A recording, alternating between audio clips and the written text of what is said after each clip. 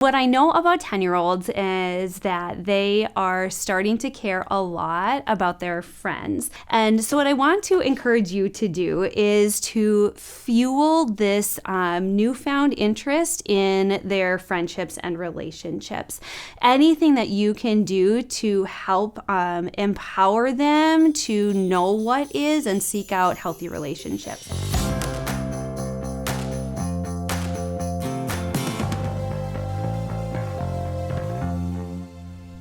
Hi, my name is Heather Good, and I get to serve here at Calvary as the Impact Coordinator, which means that every Wednesday night I get to hang out with a whole bunch of our fabulous 4th and 5th graders, 10 and 11-year-olds, and have so much fun with them.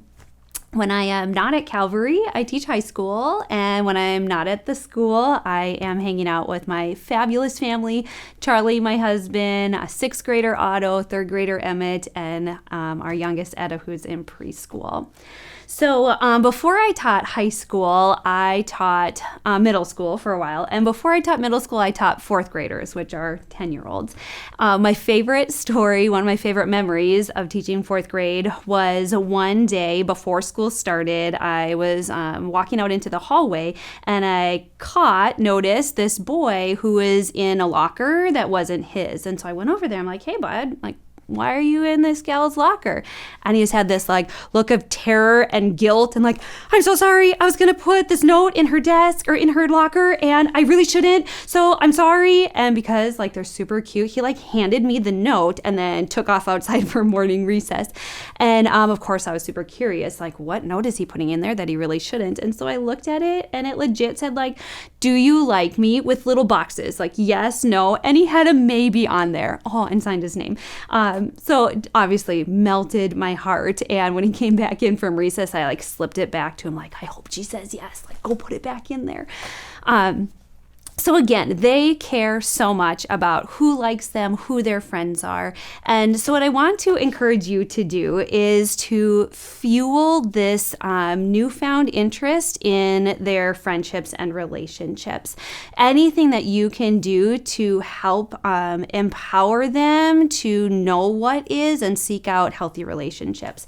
So a couple of things that I found super helpful as my kiddo was going through this stage is to celebrate their good friends. Oftentimes, you know who their good friends are. And so just saying hey, you know what? Jackson is such a fabulous friend.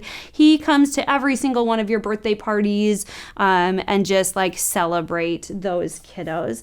You can also read books that have a variety of friendship types. I love to bring books into my home with my kiddos to just start conversations. One of the books that we absolutely love, our series actually, is the Diary of a Wimpy Kid series. Your 10 and 11-year-olds will love it. It's super funny, but what I kind of love about it, I started off hating it, but I love it because the main character, Greg Heffley, is not a good friend to his friend Rowley. He actually takes advantage of him a lot. And at first I'm this is really bad. Why? We should not be reading this together as a family. And then I started thinking, you know what? I can actually pause. I do pause oftentimes now when Greg is doing something that is not okay with me. I'll be guys, is this something that a good friend would do? And we just stop and have that teeny tiny conversation about a healthy friendship and what a friend should do and should not do, just based on what's happening in the book. The Bible, not surprisingly, has fabulous things to tell us about how to treat one another, how to have those healthy relationships. So in 1 Thessalonians chapter 5, verse 11, it says this: therefore, encourage one another and build each other up, just as in fact you are doing. So again, what I like to do is notice when my kiddos are doing a fabulous job building one another up. I talk to them either right in the moment, if you feel it's a teachable moment, oh, thanks so much for sharing your sucker with your little sister. Or something that I find, especially with my older kiddos, my, preteens, is to bring it back up again at bedtime. So the incident happened, and then later on at bedtime when we're snuggling up, reading, praying, whatever, just say, you know what was really great? I really loved that you shared your sucker with Etta. That is so sweet of you. That is something that a good friend does. Or you can think of the flip side, and if you have any siblings at home, which mine do, you can think about and talk about, when that happened and you yelled at your brother or you hit your sister, is that what a good friend does? No, what might have been something better you could have done? And again, you can do that right in the moment or wait, let kind of the craziness settle down, and then at nighttime say, hey, what's a better way we could have dealt with that?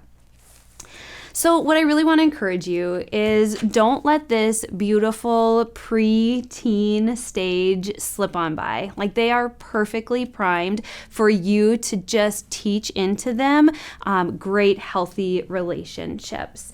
You can absolutely make a huge impact on your 10 and 11-year-old, your niece or nephew, kids at church, by just having those quick little conversations about healthy relationships.